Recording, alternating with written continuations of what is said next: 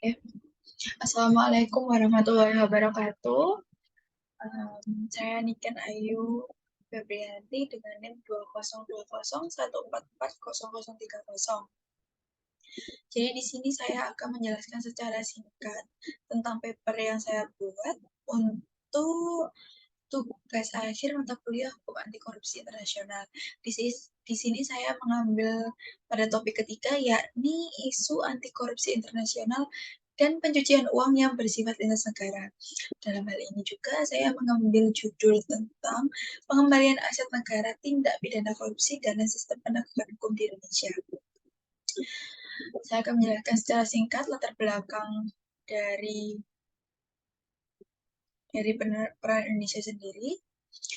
Peran Indonesia dalam berbagai inisiatif dan kerjasama internasional merupakan suatu keniscayaan.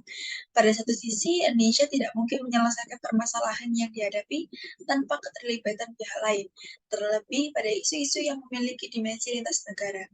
Pada sisi lainnya, peran aktif Indonesia juga merupakan amanat konstitusi untuk ikut melaksanakan ketertiban dunia yang berdasarkan kepada kemerdekaan, perdamaian abadi, dan keadilan sosial. Peran aktif tersebut tentu saja harus dijalankan secara terencana, terukur, dan terkoordinasikan dengan baik, dengan tujuan akhir untuk mengamankan kepentingan nasional. Tindak pidana korupsi tidak lagi merupakan masalah nasional, melainkan sudah menjadi fenomena transnasional, yang berarti secara internasional. Berdasarkan hal tersebut, kerjasama internasional menjadi hal yang paling penting dalam mencegah dan memberantas tindak pidana korupsi.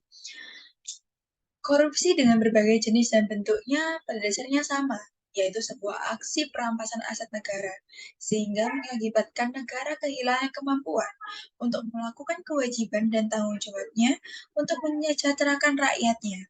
Akibat dari tindak pidana korupsi yang terus berlangsung, rakyat kehilangan hak-hak dasar untuk sejahtera. Indonesia nampaknya menjadi surga bagi para koruptor. Tindak pidana korupsi yang dilakukan di Indonesia bahkan sudah meluas hingga ke lapisan masyarakat.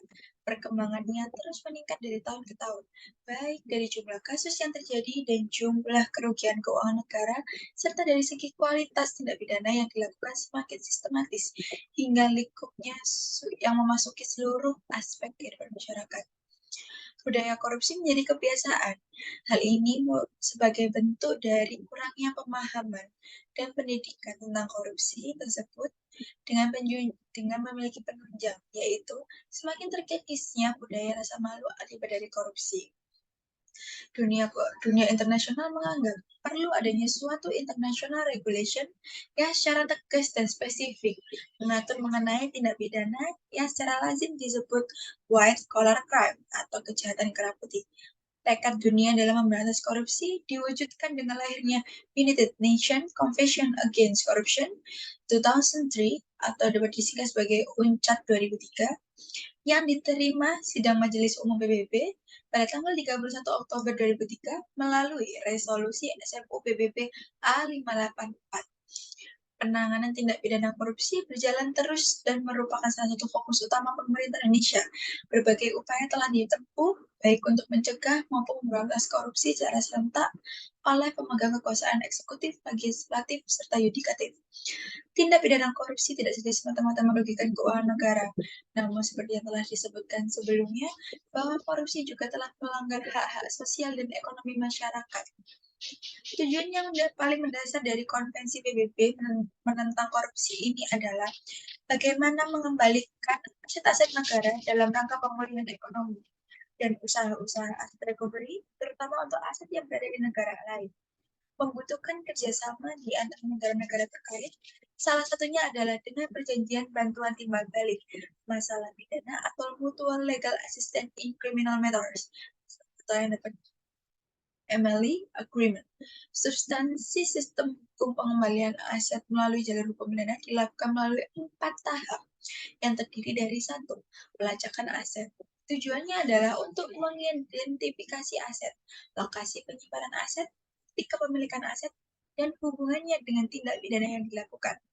Dan sekaligus hal ini merupakan salah satu cara untuk mengumpulkan alat-alat bukti. Yang kedua, ada pembekuan atau perampasan aset. Menurut KAK 2003, pembekuan atau perampasan aset berarti larangan sementara untuk mentransfer, mengkonversi, mendisposisi, atau memindahkan kekayaan atau untuk sementara dianggap sebagai ditaruh di bawah perwalian atau di bawah pengawasan berdasarkan perintah pengadilan atau badan yang berwenang lainnya. Yang ketiga ada penyitaan aset. KAK 2003 memberikan pengertian penyitaan, termasuk penyerahan manakala diperlukan adalah pencabulan kekayaan secara permanen berdasarkan perintah pengadilan atau otoritas yang berkompeten lainnya. Yang keempat atau yang terakhir, pengembalian atau penyerahan aset-aset kepada negara korban. Salah satu masalah penting dalam pengembalian terhadap aset-aset yang disita adalah soal pembagian aset antara negara penerima dengan negara korban. Negara tersebut dalam mengatur pembagian dan penerimaan aset-aset berdasarkan perjanjian bantuan hukum timbal balik. Berdasarkan pembahasan singkat di atas, upaya pengembalian aset atau aset recovery hasil korupsi yang berada di luar negeri merupakan salah satu bentuk yang tidak dapat dipisahkan dari pemberantasan korupsi di Indonesia. Dalam hal ini penindakan. Upaya pengembalian aset atau aset recovery bisa ditemukan dalam berbagai peraturan perundang-undangan, yakni sebagai berikut. Undang-Undang Nomor 31 Tahun 1999 tentang pemberantasan tindak pidana korupsi. Undang-Undang Nomor 20 Tahun 2001 tentang perubahan atas Undang-Undang Nomor 31 Tahun 1999 tentang pemberantasan tindak pidana korupsi. Yang kedua ada Undang-Undang Nomor 8 Tahun 2020 tentang tindak pidana pencucian uang. Lalu yang ketiga ada Undang-Undang Nomor 7 Tahun 2006 tentang pengesahan United Nations Convention Against Corruption tahun 2003. Yang keempat ada Konvensi PBB Anti Korupsi tahun 2003. Yang kelima ada Kitab Undang-Undang Hukum Pidana. Dan yang terakhir ada Kitab Undang-Undang Hukum Acara Pidana. Jalur yang bisa dilakukan dalam pengembalian aset hasil tindak pidana korupsi yang berada di luar negeri, baik dengan jalur formal, yakni melalui perjanjian bilateral, dan melalui MLA atau bantuan hukum timbal balik, maupun dengan jalur informal melalui hubungan diplomatik dan hubungan baik antara Indonesia dan negara-negara lain. Sekian pemaparan singkat dari saya tentang paper saya. Kurang lebihnya mohon maaf. Wassalamualaikum warahmatullahi wabarakatuh.